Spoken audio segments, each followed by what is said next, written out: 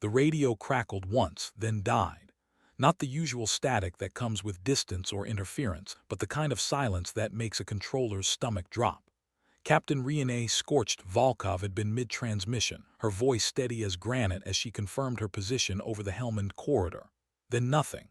The Joint Operations Center in Kandahar went cold. Screens blinked with her last known coordinates, a red dot frozen in digital amber. The mission clock kept ticking. 30 seconds, a minute, two, someone muttered about ejection protocols. Another voice suggested she'd gone low to evade ground fire and lost signal in the valley.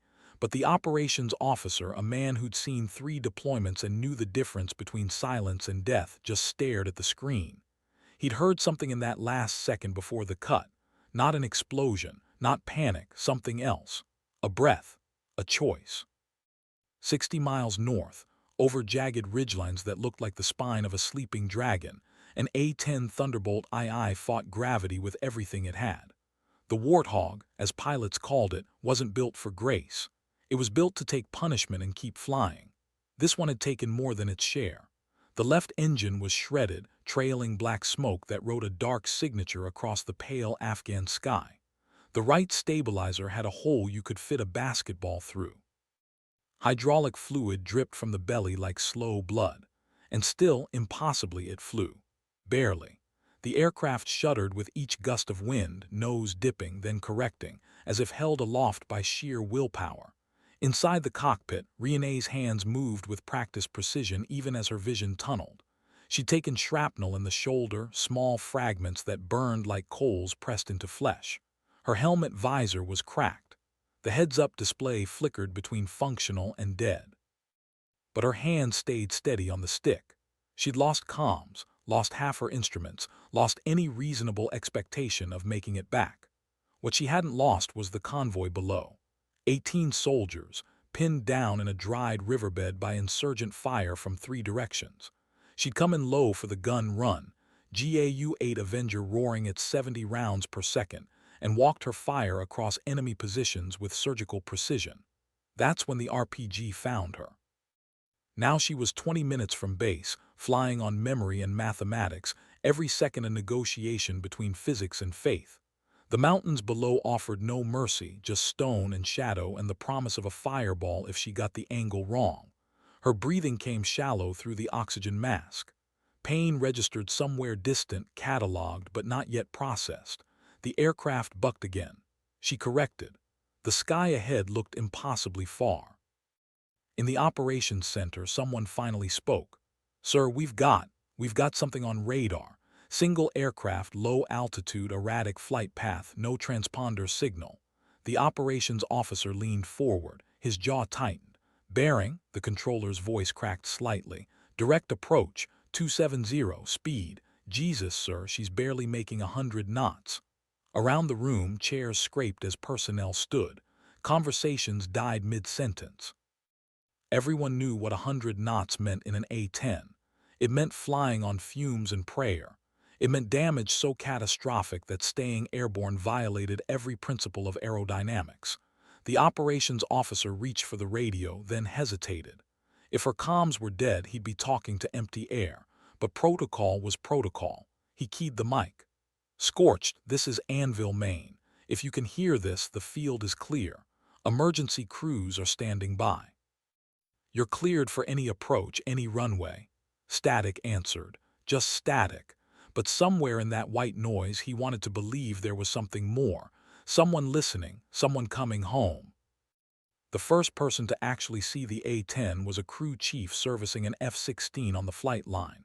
He'd been elbow-deep in an engine diagnostic when something made him look up. Later, he'd say it was the sound. Not the usual turbine scream of a fighter or the heavy throb of a cargo plane. This was rougher, wounded. He shielded his eyes against the afternoon sun and watched as a shape materialized from the heat shimmer on the horizon. Dark, smoking, listing slightly to port. "Holy hell," he breathed, then louder, breaking into a run. "We've got an emergency inbound. Looks bad." The tower had already seen it. Crash sirens began their distinctive wail, a sound that turned every head on the base. Fire trucks roared to life. Medics grabbed kits and sprinted for their vehicles. Along the perimeter, off-duty personnel emerged from hangars and barracks, drawn by that ancient human instinct to witness either disaster or miracle. The A-10 was close enough now to make out details. The missing chunk of stabilizer, the dead engine propeller frozen, the way the aircraft seemed to hang in the air rather than fly through it, each second a small impossibility. In the tower, the operations officer stood at the window, radio in hand, still broadcasting into silence. "You're at 5 miles, scorched. Gear down when ready, take your time. We've got you." The A-10 wobbled. For a heart-stopping moment it dipped low, nose dropping toward the hard-packed desert beyond the runway threshold. Then it recovered, painfully, the nose coming back up. Someone in the tower whispered a prayer they didn't know they remembered. Riene could see the base now, a collection of tan structures and white aircraft that swam in her deteriorating vision. Her left arm had gone numb from shoulder to fingertips. The pain in her ribs suggested broken bones, though she couldn't remember the impact that caused them. Probably the initial hit. Probably a lot of things she'd blocked out to keep flying. The gear indicator light blinked red, then amber, then red again. Hydraulics were shot. She'd have to manually crank the landing gear down, a process that required letting go of the stick. In her current state, with her current damage, letting go of the stick meant dropping like a stone. She did the math coldly, without emotion. Belly landing or gear-up crash, both had survival odds. But gear-up meant sliding, and sliding meant fire, and fire in a jet meant the ammunition for the GAU-8 cooking off like the world's worst fireworks display. She reached for the manual crank. The aircraft immediately nosed down. Her right hand snapped back to the stick, pulling up, overcompensating. The A-10 porpoised once, sickeningly, then leveled. Sweat ran down her face inside the helmet, her vision grayed at the edges. She gave herself 3 seconds to breathe, to focus, to remember why staying alive mattered. Then she tried again. Right hand on the stick. Left hand, numb and clumsy, finding the gear crank, turning it. Each rotation felt like moving mountains. The aircraft shuddered and dropped. She pulled back, not enough. The desert rushed up, more. The muscles in her right arm screamed. The nose lifted, barely. She kept cranking with her left hand, mechanical, methodical, refusing to acknowledge that her peripheral vision was now mostly black. The landing gear clunked into place with a sound she felt more than heard. 3 green lights appeared on the panel, miraculous and ordinary. She let out a breath that might have been a laugh or might have been a sob. Hard to tell the difference anymore. The runway stretched ahead, heat shimmering on the concrete, lined with emergency vehicles whose lights painted the world in urgent reds and whites. She was lined up, more or less. The approach angle was wrong, too steep, but correcting it would require energy she didn't have. This would have to be enough. Her hand on the throttle eased back. The functioning engine spooled down. Airspeed dropped, 90 knots, 85. The stall warning horn began its insistent blare, a sound she'd been hearing for the last 40 minutes and had learned to ignore. 80 knots. The runway threshold passed beneath her. For a moment she hung there, suspended between sky and earth, neither flying nor falling. Then physics reasserted itself. The main gear touched down hard, harder than any landing she'd ever made. The nose gear followed with a crack that sent fresh pain through her ribs. The aircraft bounced once. Settled, she stood on the brakes. The A-10 shuddered, slewing slightly right, then straightened. Rolling, slowing, still moving but no longer flying. After 300 miles of combat and crisis, the simple act of rolling down a runway felt like the strangest thing in the world. She brought the aircraft to a stop halfway down the runway, shut down the remaining engine. The sudden silence was deafening. Around her, the cockpit ticked and pinged as metal cooled. Hydraulic fluid continued its steady drip. And Riene sat there, hands still on the controls, and tried to remember how to move. The emergency crews reached her in seconds.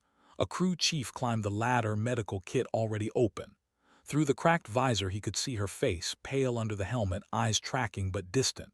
"Ma'am, Captain Volkov, can you hear me?" She nodded, minimal movement. "Gonna need you to stay still while we assess. Can you tell me what hurts?" Her voice came out rough, barely above a whisper. "Left shoulder, shrapnel. Ribs maybe broken, visions, intermittent. Professional to the end."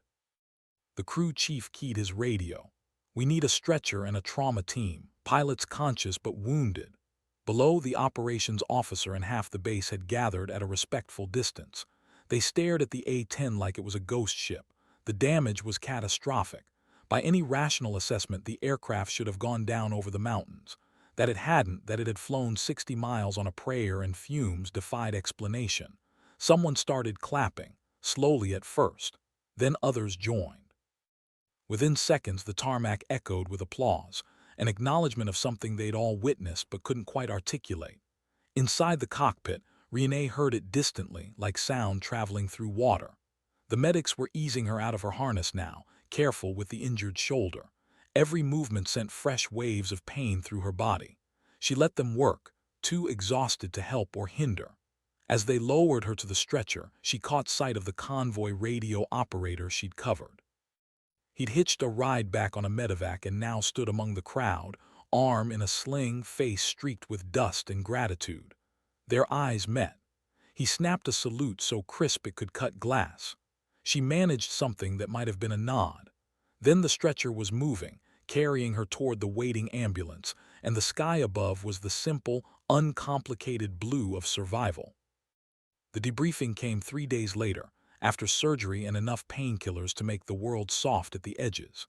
Renee sat in a wheelchair, left arm in a complex sling, ribs wrapped tight enough to make breathing deliberate. Across from her, a panel of officers reviewed gun camera footage and flight data recovered from her aircraft. The evidence told a story that seemed impossible even in replay. 17 direct hits from small arms fire.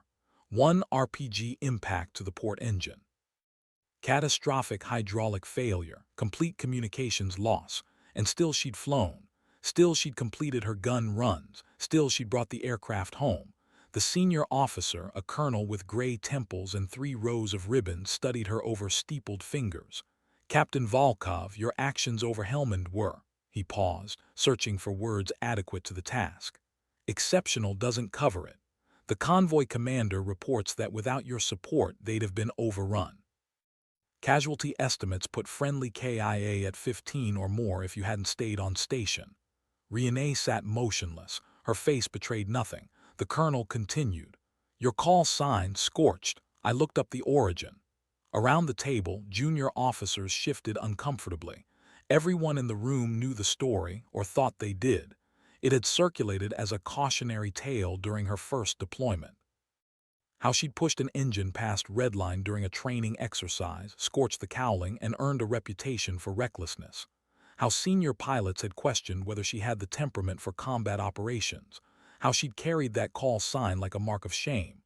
The colonel's voice softened slightly. "Seems to me that story needs revising. You didn't scorch that engine through carelessness. You did it pulling a wingman out of a spin, saved his life, damaged your aircraft. Took the reprimand without complaint." He leaned forward. "That's not recklessness, Captain, that's character." The room stayed quiet. Renee's jaw tightened almost imperceptibly. She'd spent 3 years carrying that call sign, hearing the whispers, proving herself mission after mission while others with cleaner records got the prime assignments. She'd never complained, never explained, just flew. The colonel slid a folder across the table. "The Distinguished Flying Cross for heroism in aerial flight. The paperwork's already moving through channels. Should be official within the month." He paused. "There's also a conversation to be had about upgrading that to something higher, but that requires more review." Renee looked at the folder but didn't touch it. "The convoy, sir, they all made it." The convoy commander, present via video link, spoke up. 18 souls, Captain. 18 soldiers who are breathing because you stayed. We won't forget that." She nodded once. "Permit me a single moment of satisfied acknowledgement, then return to baseline." It was the same measured response she gave everything. But in her eyes, for just a second, something flickered.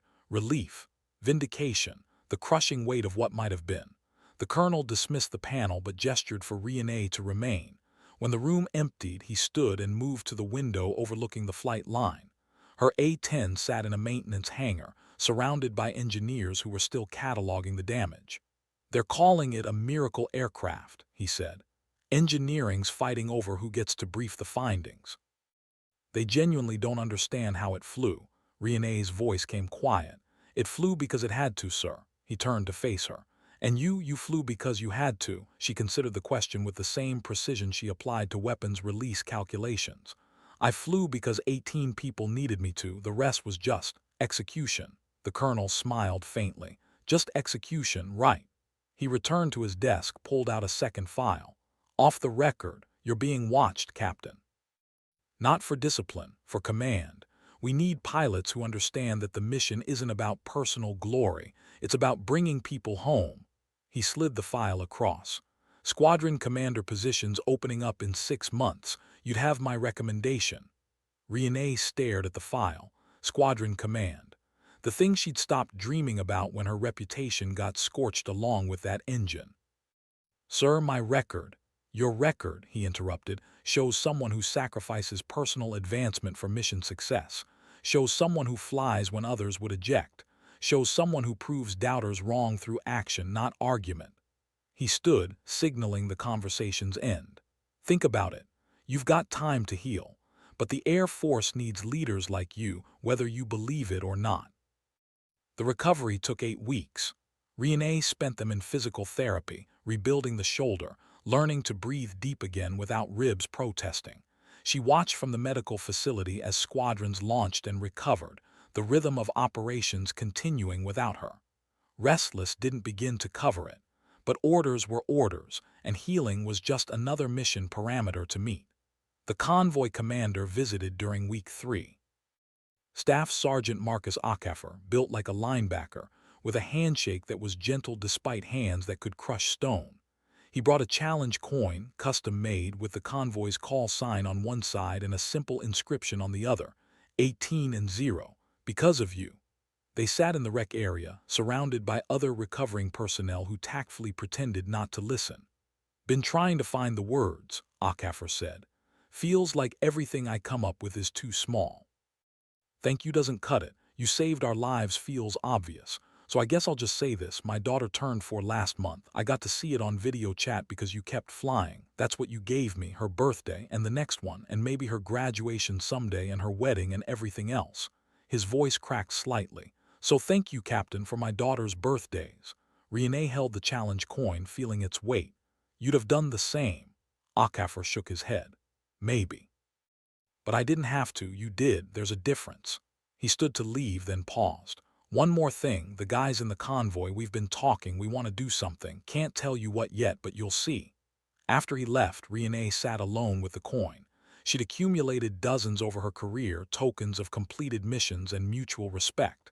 This one felt different, heavier. Not because of the medal, but because of what it represented. Proof that the flying mattered. That the sacrifice had purpose. That 18 people walked the earth because she'd refused to quit. News traveled strange paths in the military. By week 5 of recovery, Riene's story had spread beyond Kandahar. Pilots in other theaters heard about the shot-up warthog that shouldn't have flown. Maintenance crews debated the technical impossibilities. Training squadrons added her gun camera footage to their curriculum, not for the tactics, though those were textbook, but for the intangible quality of perseverance under impossible circumstances. She became, without seeking it, a case study. But among the pilot community, reactions split. Some saw inspiration. Others saw a dangerous precedent, someone who'd gotten lucky and might encourage others to take unnecessary risks. The debate played out in ready rooms and officers' clubs, in tones both admiring and skeptical. A few pilots, particularly older ones who'd known the previous version of her reputation, remained unconvinced. One such pilot, Major Rick Callahan, call sign Hammer, made his opinion known during a documented safety brief. Look, what Scorched did was impressive, no question, but let's not romanticize damage tolerance. 9 times out of 10, that aircraft goes down in the mountains and we're recovering a black box, not pinning medals. We need to be careful about turning bad luck into doctrine. The recording made its way to Riene through unofficial channels. She watched it once, expression neutral, then deleted it. No response, no rebuttal. The same discipline that kept her flying kept her silent, but others spoke for her. Maintenance crews who'd examined her A-10 testified to the precision of her damage control. Flight surgeons noted her physiological management under extreme stress. And the 18 members of Akafar's convoy started a letter-writing campaign to their congressional representatives, not seeking recognition for themselves, but pushing for appropriate acknowledgement of the pilot who'd saved them. The groundswell built slowly, like weather forming over distant mountains. By the time Riene returned to flight status, the narrative had shifted. Not completely, never completely, but enough that when she walked into the squadron-ready room for her first briefing back, the conversations didn't stop. Pilots nodded, a few shook her hand, and Hammer, to his credit, met her eyes and said simply, "Welcome back, Scorched. Glad you made it." She nodded. "Good to be back, sir." Nothing more needed saying. The squadron command opportunity came through official channels 8 months after the incident. Riene stood in her quarters, holding the orders, trying to reconcile the woman who'd once been considered too aggressive for command with the woman being offered exactly that. The position was at Nelly's Air Force Base, training the next generation of A-10 pilots. High visibility, high responsibility, high expectation. She called her father that evening. Dmitry Volkov, retired Army, 3 combat tour, more scars than stories. "Papa, they want me to take squadron command." Silence on the line, then a sound that might have been pride or might have been vindication. "And you're calling me because?" "Because I'm not sure I'm the right person. My record." "Your record," he interrupted in accented English still thick after 30 years stateside, "shows who you are when things are hard, not when they are easy. This is what matters for command." She smiled despite herself. "You're biased." "Of course I am biased. I am your father, but I am also man who led soldiers. And I tell you this, people follow those who prove they will not abandon them. You proved this, so now you lead." After they hung up, Riene sat with the orders for another hour. The smart move, the safe move, would be declining. Take a few more operational assignments, build a cleaner record, approach command from a position of unquestioned authority. But safety hadn't kept her flying over Helmand. Smart hadn't brought 18 soldiers home. Sometimes the mission required commitment over caution. She signed the acceptance paperwork. By morning, it was official. Captain Riene Scorched Volkov would take command of the 66th Fighter Squadron, effective in 3 months. The news rippled through the A-10 community with reactions ranging from enthusiastic to dubious. Some saw the future. Others saw a publicity stunt. Riene ignored both camps. She had 3 months to prepare, to study, to transform from pilot to leader. The transition would require different skills, different mindset, but at the core, it was still about the same thing it had always been: bringing people home. The change of command ceremony took place on a crisp Nevada morning, the kind where the sky stretches infinite and blue. Personnel from multiple squadrons gathered on the flight line, dress uniforms sharp against the desert backdrop. Riene stood at attention as the outgoing commander relinquished the guidon, the squadron's symbolic flag. When it passed to her hands, she felt the weight of history. The 66th had flown in 3 wars, compiled thousands of combat hours, trained generations of pilots. Now it was hers to lead. Her speech was brief.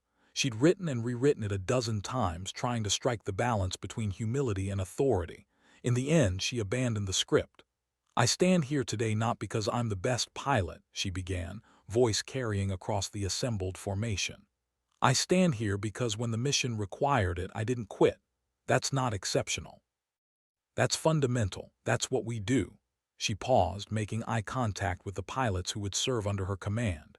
Some young, fresh from training, others veterans, skeptical of new leadership, all of them waiting to see what kind of commander she'd be. This squadron's reputation was built by people who understood that flying the A-10 isn't about grace or speed. It's about persistence, about taking hits and pressing on, about protecting those who can't protect themselves. Her voice hardened slightly. "I expect that from every pilot here, not recklessness, not bravado, but commitment. When you strap into that cockpit, you're making a promise to the people counting on you. I expect you to keep that promise, whatever it costs." She let the words settle. "In return, I promise you this: I will never ask you to do something I wouldn't do myself. I will never abandon you when things get hard. And I will always prioritize mission success over personal glory. The ceremony concluded with the traditional flyby, 4 A-10s in finger-4 formation, thundering overhead so low the sound rattled bones. Renee watched them pass, feeling the familiar vibration in her chest, and allowed herself a moment of satisfaction. This was home. This was purpose. This was where she belonged. The first 6 months of command tested every assumption about leadership Renee thought she understood. Paperwork alone threatened to drown her. Flight schedules, maintenance priorities, personnel issues, budgets, training curricula. Each day brought a dozen decisions that seemed simultaneously critical and tedious. But she learned. She delegated to strong NCOs who knew their jobs better than she ever would. She listened to experienced pilots who'd seen patterns she hadn't. She stayed late reviewing incident reports and early studying weather briefings. And she flew. Every chance she got, she flew. Not to escape the desk work, but to maintain currency with the challenges her pilots faced daily. In the ready room, her leadership style became apparent. She didn't micromanage, didn't tolerate excuses, expected excellence but understood failure was part of learning. When Lieutenant Chen botched a close air support run during a training exercise, missing his target window by 30 seconds, she pulled him aside afterward. Others expected a reprimand. Instead, she walked him through the mission timeline, asking questions, letting him identify the decision points where things went sideways. "What did you learn?" she asked finally. Chen, still mortified by his performance, responded carefully. "I rushed the target identification. Tried to make up time instead of taking the time to do it right. And next time I accept the delay. Mission effectiveness matters more than schedule," she nodded. "Exactly. The convoy on the ground doesn't care if you're 30 seconds late. They care if you hit the right target." She paused. "Now go fly it again, correctly this time."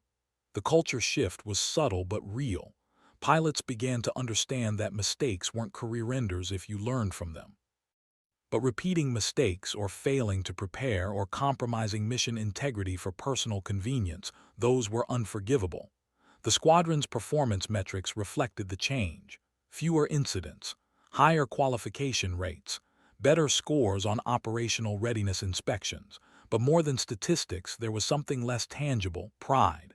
The 66th walked differently, flew differently, carried themselves with the quiet confidence that came from knowing their commander understood exactly what she asked of them. The test came during a red flag exercise 14 months into her command. Red Flag, the Air Force's premier combat training event, threw squadrons into simulated war scenarios so realistic they sometimes felt more dangerous than actual combat. The 66th drew a close air support mission in denied airspace, defending a forward operating base against numerically superior aggressor forces. Renee flew as mission commander, orchestrating 4 A-10s against a threat environment that included simulated SAMs, enemy fighters, and ground fire. The scenario designers had deliberately stacked the odds. Standard doctrine suggested they'd lose at least one aircraft. The mission brief lasted 2 hours. Renee walked her pilots through every contingency, every decision point, every communication protocol. She emphasized flexibility over rigid planning, trust over individual heroics. "We succeed together or we fail together," she told them. "No one plays lone wolf.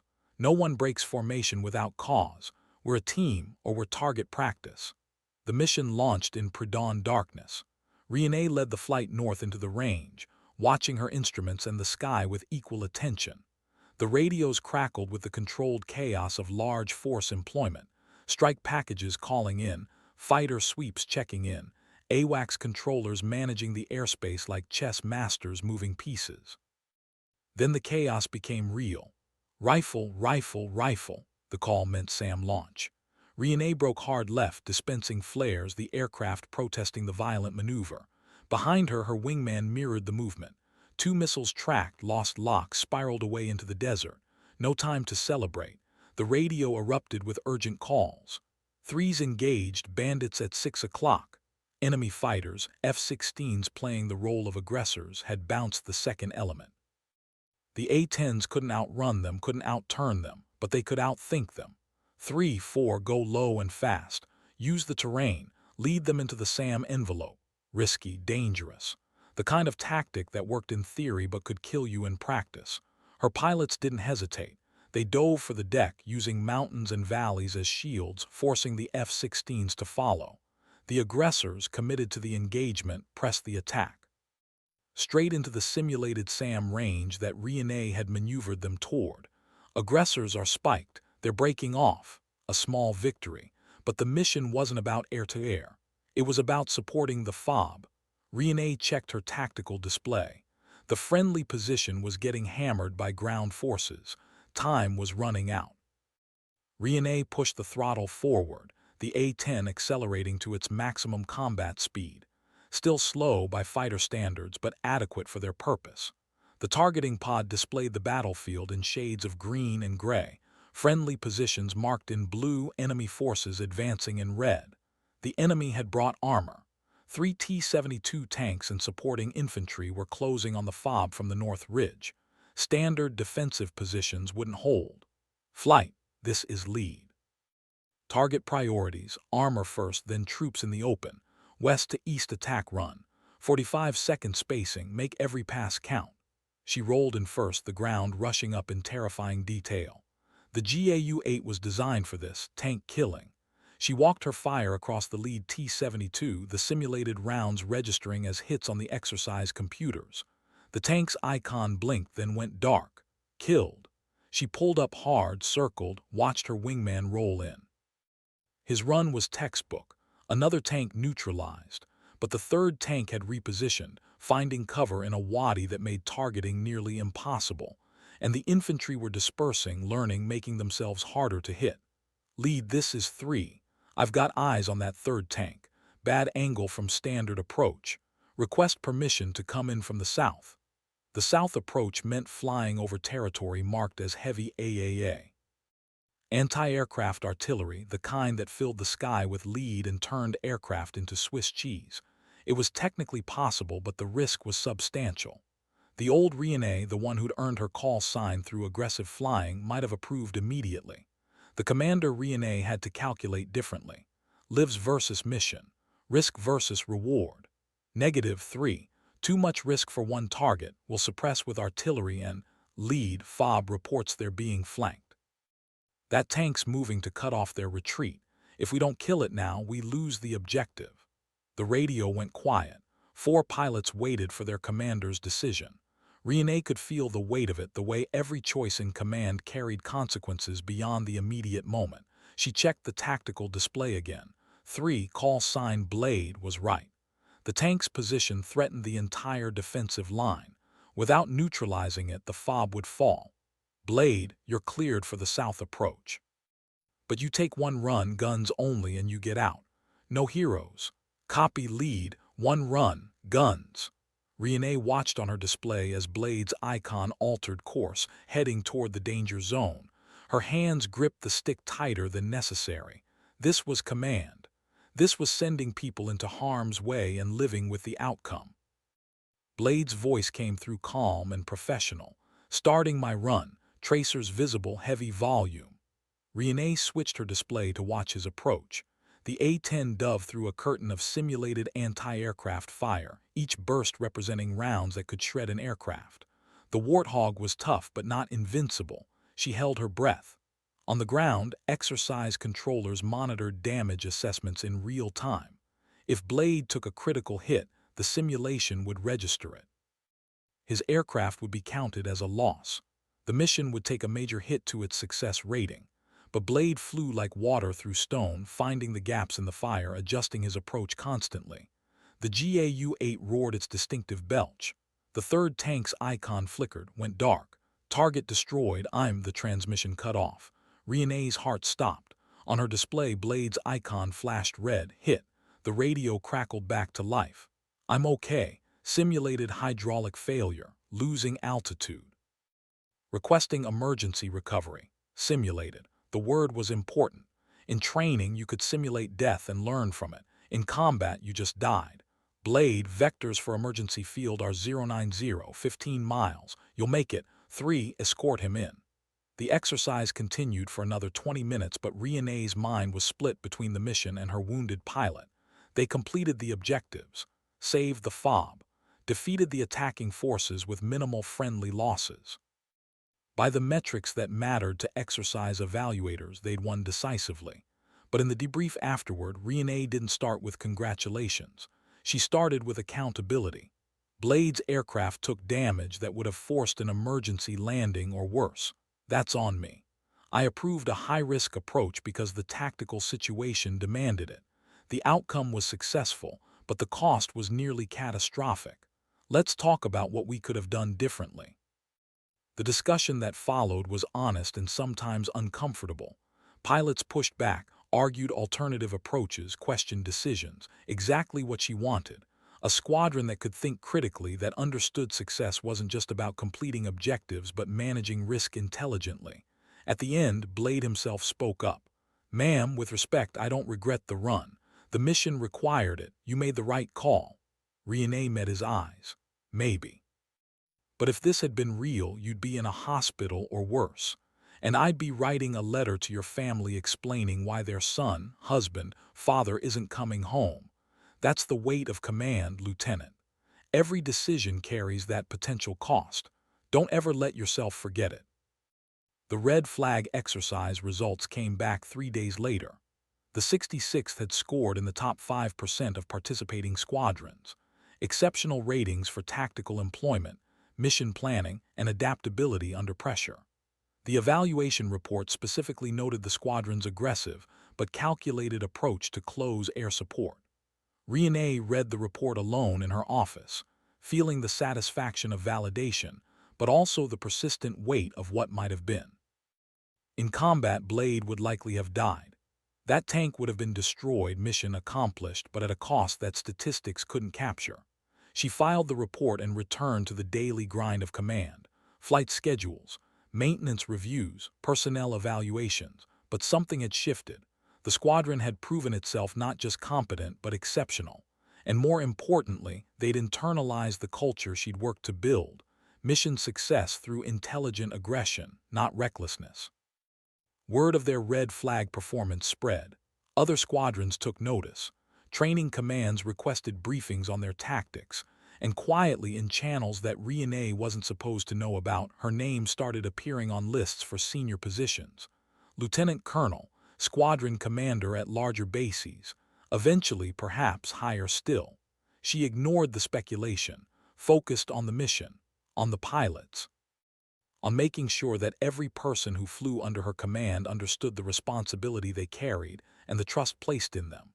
One afternoon, while reviewing gun camera footage from a training mission, she was interrupted by a knock on her door. Master Sergeant Williams, her senior enlisted leader, stood in the doorway with an unusual expression, half amusement, half something else. "Ma'am, you need to see this. The convoy commander from Helmand, Staff Sergeant Acaffer. He's here." And he brought friends. Renee followed Williams to the squadron lobby, confused. Acaffer stood there in dress uniform, flanked by 3 other soldiers. Behind them, the 18 members of his convoy, all in their best uniforms, filled the space. "Surprise, ma'am," Acaffer said, grinning.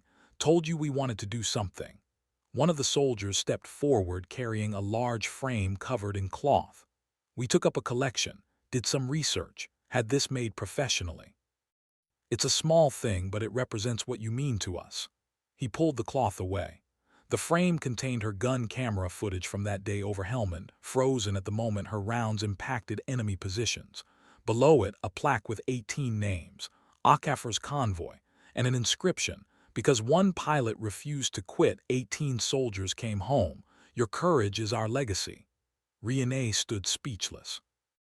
The kind of speechless that comes when emotion overwhelms carefully maintained professional composure. Around the lobby, her pilots had gathered, drawn by the commotion. They watched their commander struggle for words, saw her blink back tears she'd never allow to fully form. Finally, she managed, "I was just doing my job."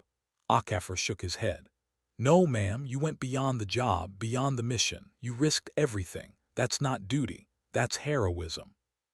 The presentation made the local news. Someone had alerted media, and the story of the convoy's gesture toward their savior pilot resonated beyond military circles. Local networks picked it up, then national. Within days, Renee found herself fielding interview requests she had no interest in accepting. Public Affairs says the exposure is good for recruiting, her executive officer mentioned casually. Showing that women can excel in combat roles, that kind of thing. Renee grimaced. I'm not a recruiting poster, I'm a pilot. And this, she gestured at the stack of interview requests, is a distraction from training. But the Air Force had other ideas. A colonel from Public Affairs arrived with politely worded orders that were really just commands in disguise. She'd do one interview, national network, controlled environment, representing not just herself but the service. The interview was scheduled for a Thursday afternoon. Renee arrived in flight suit, refusing the suggestion to wear dress blues. If they want to talk to a pilot, they'll talk to an actual pilot, not a dress-up version. The reporter, a polished woman in her 40s with sharp eyes and sharper questions, started gently. Background, training, the path to becoming an A-10 pilot. Then she moved to the core. Tell me about that day over Helmand. What were you thinking when the RPG hit? Renee's response was measured. I was thinking about the mission. 18 soldiers needed support. Everything else was secondary. But you'd lost an engine, lost communications. You could have ejected safely. I could have. But the soldiers on the ground couldn't eject from their situation. So neither could I, the reporter leaned forward. Some people have called your actions that day reckless, that you took unnecessary risks that could have resulted in losing both you and the aircraft. Renee's expression hardened slightly. Risk is inherent in combat aviation. The question is whether the risk is proportional to the mission requirement. In that case, it was. 18 lives versus one aircraft and one pilot. The math is clear. What about the personal cost? You were injured. You could have been killed. Yes, but I wasn't, and 18 people are alive because of that choice. I'd make it again.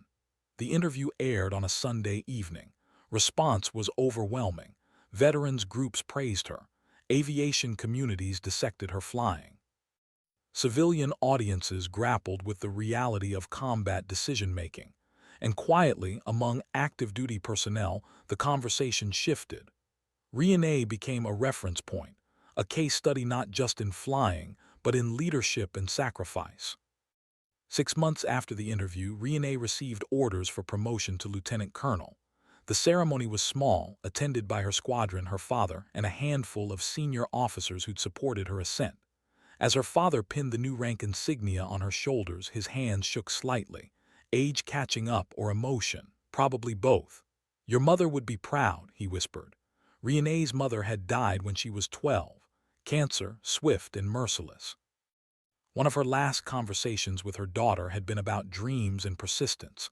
Don't let anyone tell you what you can't do, she'd said. Show them what you will do. For 20 years, Renee had carried those words like a talisman. Now, standing as a lieutenant colonel with command of a fighter squadron, she felt the weight of that promise fulfilled. The promotion brought new responsibilities, larger oversight, more meetings with senior leadership. Plans for rotation to a staff position, the inevitable price of advancement. But for now, she remained with the 66th, flying and leading, trying to pass forward the lessons she'd learned through trial and fire. One evening, flying a solo training sortie in the Nevada twilight, she pushed the A-10 through aerobatics it wasn't designed for. Barrel rolls. Loops. The aircraft protested but complied, and for a few minutes she was just a pilot again, not a commander or symbol or case study. Just someone who loved the sky. The radio crackled, tower requesting her position. She responded automatically, then banked toward home. Below, the base lights were coming on, amber and white against the gathering dark. She thought about the path that had brought her here, the scorched engine that gave her a call sign, the mission over Helmand that redefined her career, the soldiers whose lives intersected with hers for a few critical minutes, the squadron now under her command, all of it connected, all of it meaningful. As she lined up for landing, she keyed the radio one more time. Tower, scorched is on final. Request permission to buzz the tower. A pause. Then with audible amusement, negative, scorched. You're a lieutenant colonel now, act like it. She smiled. Followed proper procedure. Landed according to regulations. But the impulse had been there, that fundamental desire to push boundaries, to test limits. The same impulse that had kept her flying when logic said to quit. Command might have changed her responsibilities, but it hadn't changed who she was at core. A pilot, a warrior, someone who flew toward trouble instead of away from it. She taxied to parking, shut down the aircraft, and climbed out into the desert evening. The sky above burned orange and purple, light draining away. Tomorrow would bring new challenges. Always did. But tonight she was exactly where she belonged. The years that followed brought the inevitable progression of military careers, staff assignments, joint task force positions, Pentagon rotations. Renee moved through them with the same steady competence she'd brought to flying, though she chafed at the distance from operational squadrons. At 38, she made colonel. At 42, she took command of an entire wing. The responsibilities compounded, but so did the opportunities to shape culture and policy at levels that affected thousands of airmen. She never forgot where she came from. In every command, she prioritized readiness over bureaucracy, mission over politics. And she flew whenever regulations and responsibility allowed, maintaining currency not because she had to, but because staying connected to the cockpit kept her grounded in the reality her decisions affected. The Air Force had changed around her. More women in combat roles, better integration, evolving technology. But some things remained constant: the weight of command, the cost of combat, the bond between those who flew together. At 45, Renee received orders that surprised even her. Commandant of the Weapons School at Nellis, the Air Force's most prestigious training command, responsible for developing tactics and training the instructor pilots who would teach the next generation. It was a position usually reserved for fighter pilots from more glamorous communities. A-10 pilots were ground pounders, mud movers, not the sleek fast jet crowd. That they'd chosen her sent a message. The Warthog mattered, close air support mattered, and the lessons learned from someone who'd proven the aircraft's capabilities under impossible circumstances, those lessons mattered most of all. Her tenure as commandant lasted 3 years. She updated curricula, integrated new technologies, but mostly she told stories. In classified briefings and open seminars, she shared the lessons learned from that day over Helmand and countless missions since. Not as bragging, not as nostalgia, but as data, as case studies in decision-making under pressure. The students, young pilots with more confidence than experience, listened with varying degrees of attention. Some understood immediately. Others needed time, needed their own experiences to reveal the truth in her words. She accepted that. Learning was individual and wisdom couldn't be forced. On her last day as commandant, she flew one final sortie in an A-10. The aircraft was newer than the one she'd flown over Helmand, upgraded with better avionics and weapon systems. But at its core, it was the same beast, ugly, tough, and utterly committed to its mission. She flew alone as she'd started, pushed the aircraft through its paces over the Nevada ranges, felt the familiar vibration of the GAU-8 during a gun run. Experienced again that unique sensation of flying something that defied elegance in favor of effectiveness.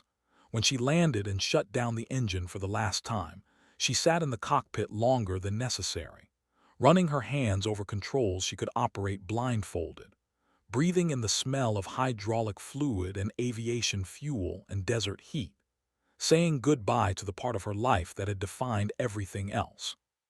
She climbed down, patted the aircraft's nose once, and walked away without looking back. Retirement came at 50 after 28 years of service. Renee had turned down opportunities to extend, to chase stars, to climb higher in the hierarchy. She'd accomplished what she set out to do, proven herself, led effectively, made a difference. The rest was diminishing returns. The retirement ceremony was everything she dreaded: speeches praising her service, awards she'd already received being mentioned again, colleagues sharing anecdotes she barely remembered. But she endured it with the same stoic grace she'd brought to everything else. When it was her turn to speak, she kept it brief. "I joined the Air Force to fly. I stayed because of the people I flew with and the mission we shared. The aircraft I flew, the A-10, taught me that persistence matters more than perfection, that taking hits and continuing matters more than avoiding hits entirely. That mission accomplishment isn't about individual glory, it's about collective success. She paused, looking at the assembled crowd, pilots she'd commanded, enlisted personnel she'd worked with, senior officers who'd supported her, and in the back, Akafar and 3 other members of his convoy, grayer now but present. The story people know about me is one mission over Helmand, but my career was thousands of missions, thousands of decisions, thousands of moments where choosing right over easy mattered. That one day got attention because the stakes were visible. But every day in uniform, the stakes are real. She smiled slightly. I'm proud of my service, proud of the people I served with, and I'm grateful for the opportunity to have flown the finest close air support aircraft ever built, scorched out. The applause was genuine and sustained. After the ceremony, during the informal reception, Akafar approached with something in his hands, a worn leather journal. "Ma'am, I guess I don't call you that anymore. This is from all of us." He handed her the journal. Inside, each member of his convoy had written something. Letters, reflections, photos of graduations, weddings, children, all the life they'd lived because she kept flying. "We wanted you to know that it mattered, that you mattered. Our kids know your name, our families know the story, you're part of our legacy now." Riene held the journal carefully. "You were always worth it, all of you, that was never in question." Akafar's eyes shone. "For us, you're not scorched, you're salvation." After he left, Riene found a quiet corner and opened the journal. Page after page of handwritten gratitude. Photos of children who existed because their parents had survived. Stories of careers and achievements and ordinary moments made extraordinary by their very existence. She read until her vision blurred. Then she closed the journal, held it against her chest, and allowed herself to feel the full weight of what her choices had created. Not just one mission, not just 18 lives, but everything that radiated from that moment. Every birthday, every marriage, every child born to parents who'd survived. The mathematics of it were staggering and humbling and perfect. Retirement meant transition. Riene moved to Montana, buying a small property with views of mountains that reminded her of Afghanistan without the trauma. She consulted occasionally for aerospace companies, gave speeches at Air Force events when asked, wrote a memoir that was more tactical analysis than personal narrative because that's how she processed experience. But mostly, she found peace in simplicity. Mornings watching sunrise over the Rockies. Afternoons reading or working in the garden her mother would have loved. Evenings on the porch with bourbon and silence. The nightmares had faded over the years, though they never fully disappeared. Some nights she still woke to the sound of